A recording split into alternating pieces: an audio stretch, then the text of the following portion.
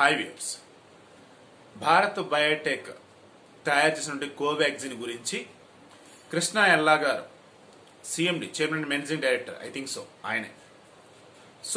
ఆయన ఈరోజు ఒక కీలక ప్రకటన చేశారు.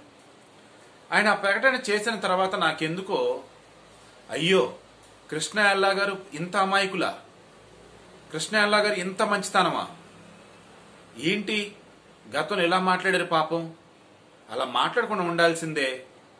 ఆయన మీద ఉన్నటువంటి గౌరవం, నమ్మకం ఇవన్నీ కూడా కూసింత సడలే అవకాశం ఉందే జనాల్లో అని అనిపిస్తుంది నాకు ఇప్పుడు.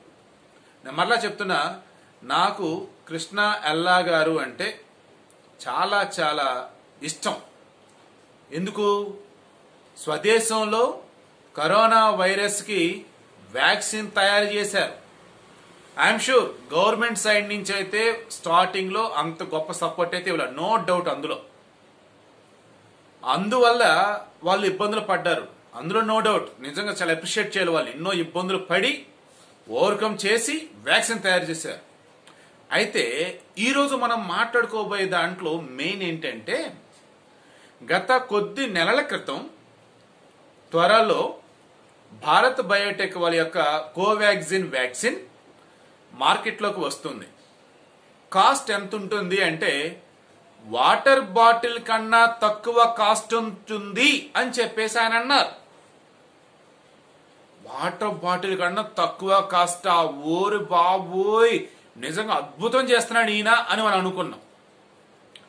శాంతా బయోటెక్ వాళ్ళు హెపటైటిస్ బికి సంబంధించి ఒక వ్యాక్సిన్ తయారు చేశారు. అది తక్కువ కాస్ట్కే ఇచ్చారు.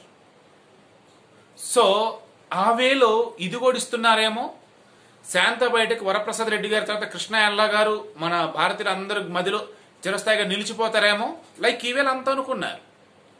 కానీ ఈరోజు మన కృష్ణ ఎల్లా గారు మాట్లాడే మాటలు కనుక గమనించినట్లయితే, ఆ రోజు వాటర్ బాటిల్ కన్నా తక్కువ కాస్ట్కే వ్యాక్సిన్ ఉంటుంది అని చెప్పి తొందరపడ్డారా, వాటర్ బాటిల్ కన్నా తక్కువ ధరకే వ్యాక్సిన్ ఉంటుంది అని చెప్పేసి తెలియక మాట్లాడారా, వాటర్ బాటిల్ కన్నా తక్కువ ధరకే వ్యాక్సిన్ ఉంటుంది అని చెప్పేసి తెలివిగా మాట్లాడారా, వ్యాక్సిన్ కాస్ట్ వాటర్ బాటిల్ కన్నా తక్కువే ఉంటుంది అని ఒక బిజినెస్ పర్సన్ గా మాట్లాడారా, ఇలా ఎన్నో సందేహాలు. నేను మరలా చెప్తున్నా, స్టార్టింగ్ చెప్పాం, ఇప్పుడు కూడా చెప్తున్నా, నాకు కృష్ణ ఎల్లా గారు అంటే చాలా చాలా గౌరవం, అభిమానం. మరలా చెప్తున్నా, స్వదేశీ సంస్థలు ఏవి ముందుకు రాలా, చాలా కష్టపడ్డారు, కోట్లు కోట్లు డబ్బు ఇన్వెస్ట్ చేశారు. ఇన్ కేస్ కొంచెం తేడా పడ్డా, ఫెయిల్ అయినా అది మొత్తం బూడిదలో పోసిన పన్నీరే. సాహసం చేశాడు, నో డౌట్ అబౌట్ ఇట్. ఎవరో ముందుకు రాని సమయంలో ముందుకు సాహసం చేశారు. సాహసం చేయరా డెంబక్ అని చెప్పేసి పాతాళ భైరవిలో ఎస్వి రంగారావు అంటాడు. దాని దగ్గర సాహసం చేశారు, గెలిచారు. అయితే ఈరోజు మనం ప్రధానంగా మాట్లాడుకుంటున్నది ఏంటి, వ్యాక్సిన్లు విదేశీ కంపెనీలు సైతం తక్కువ ధరకే ఇస్తున్నటువంటి నేపథ్యం ఆయా దేశాలలో మన దేశంలో తయారైనటువంటి మన దేశీయ వ్యాక్సిన్ కంపెనీ వాళ్ళు ఎందుకు భారీ మొత్తం వసూలు చేస్తున్నారు అన్నది. దానికి ఆయన చెప్పింది ఏంటంటే కృష్ణ గారు, ట్రాన్స్పోర్ట్ కాస్ట్, ప్రొడక్షన్ కాస్ట్, తర్వాత ఇన్వెంటరీ కాస్ట్, నెంబర్ ఆఫ్ ఉంటాయి. ఇట్లా ఒక ప్రోడక్ట్ ఫైనల్ ప్రైస్ వచ్చేసి అన్ని బేస్ అయి ఉంటాయి. నేను ఎంబీఏ చదివేటప్పుడు 4 P's అని చెప్పేవాళ్ళు. ఇందులో ప్లేసు, ప్యాకేజింగ్, ప్రమోషను, ప్రొడక్ట్, ఇలా. ఆ తర్వాత వచ్చేసి మరికొన్ని పీస్ యాడ్ అవుతాయి, ప్రైజ్ అని, ప్రమోషన్ అని, లైక్ మరికొన్ని ఇలా. Okay, let it be MBA పాఠాలు ఇప్పుడు ఎందుకని మనకి. కృష్ణ ఎల్లా గారు ఏం చెప్పారంటే, ఏమండి ఒక వస్తువు మేము తయారు చేసి బయటకు ఇవ్వాలంటే చాలా బేస్ అయ్యి ఉంటాయి. దాని మీద అన్నింటి ఇప్పుడు బేరేజ్ వేసుకుంటే ప్రభుత్వానికి మేము 150 రూపాయలకి ఇప్పుడు వ్యాక్సిన్ ఏదైతే ఇస్తున్నామో దానివల్ల మాకు నష్టం, ఎక్కువ కాలం మేము ఇవ్వలేం. ప్రస్తుతం మాకు తయారైన దానిలో 10% లోపే మేము ప్రైవేట్ వాళ్ళకి ఇస్తూ ఉన్నాం. అంతకుమించి ఇంకా తగ్గించి ప్రైవేట్ వాళ్ళకి కనుక ఇస్తే మేము రన్ చేయలేము. తక్కువ చేయలేము ప్రైవేట్ వాళ్ళకి ఏది వ్యాక్సిన్ వాళ్ళకి ఇవ్వటం. ఎందుకు?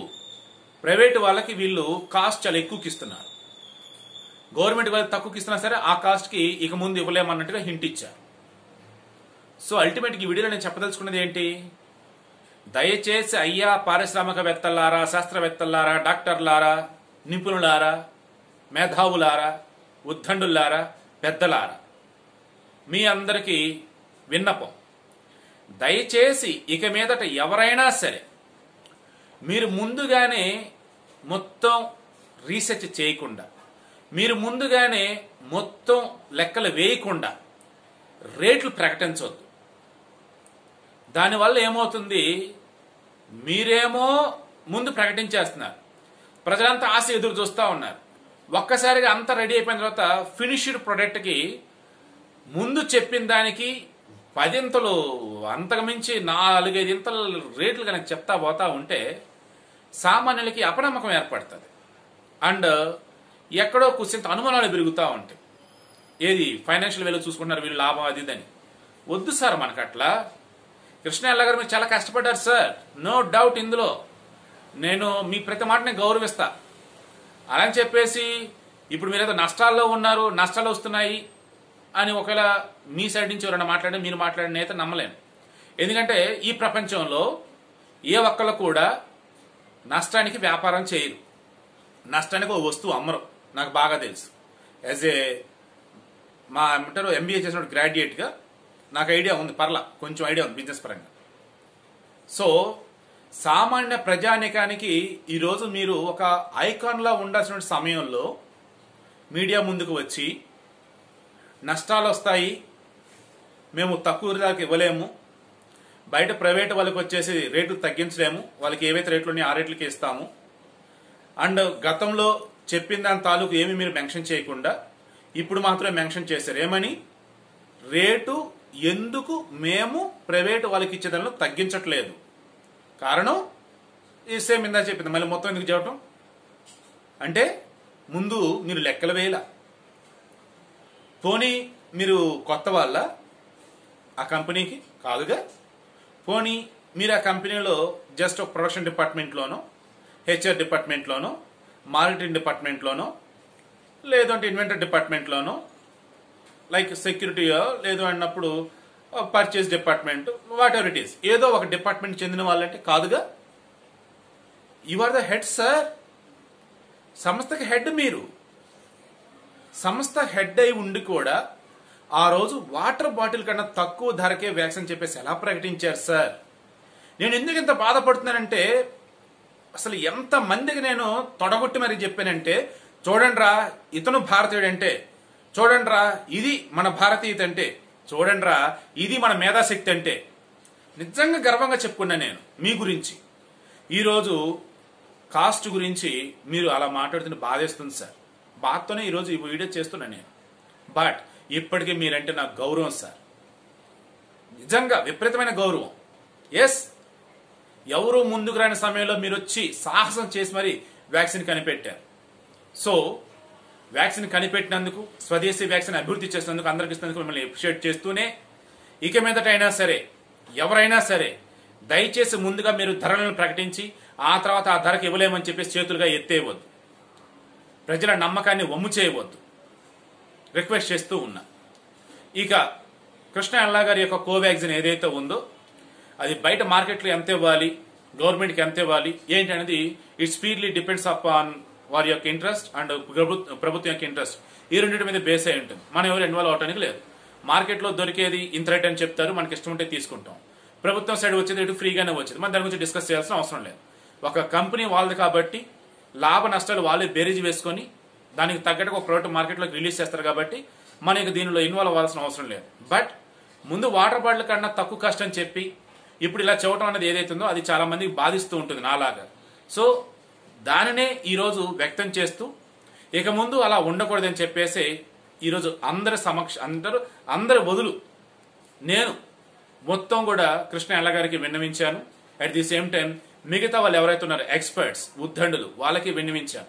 ఎందుకంటే మన భారతీయ సమాజం అన్నప్పుడు ప్రాఫిట్ మేకింగ్ కాదు, ఇది ప్రజల యొక్క సంక్షేమం కోసం ఉంది అని చెప్పేసి చెప్పే సంస్థలు ఎన్నో ఉన్నాయి. సో ఆ సంస్థల్లో నేను భారత్ బయోటెక్ ఒకటని అనుకున్నా. కానీ ఈరోజు నష్టం అంత ఇవ్వలేము, తగ్గించలేము లైక్ ఇవేళ మాట్లాడుతూ ఉంటే మేబీ ఈయన కూడా ఒక బిజినెస్ పర్సనే కదా అని ఎక్కడో చిన్న ఇది. ఆ ఇది కలగటమే నాకు కొంచెం బాధ అనిపించింది. బట్ ఏ మాటకి ఆ మాట, నిజంగా సాహసం చేశారు, స్వదేశం సంబంధించి వ్యాక్సిన్ కనిపెట్టారు, ఈరోజు అందరికీ అవైలబుల్గా ఉంచబోతూ ఉన్నారు. కాదు కొంచెం రేట్ ఎక్కువ, ఇష్టం ఉన్న వాళ్ళు తీసుకుంటారు, లేదంటే ప్రభుత్వం ఇచ్చేదాకా ఆగుతారు.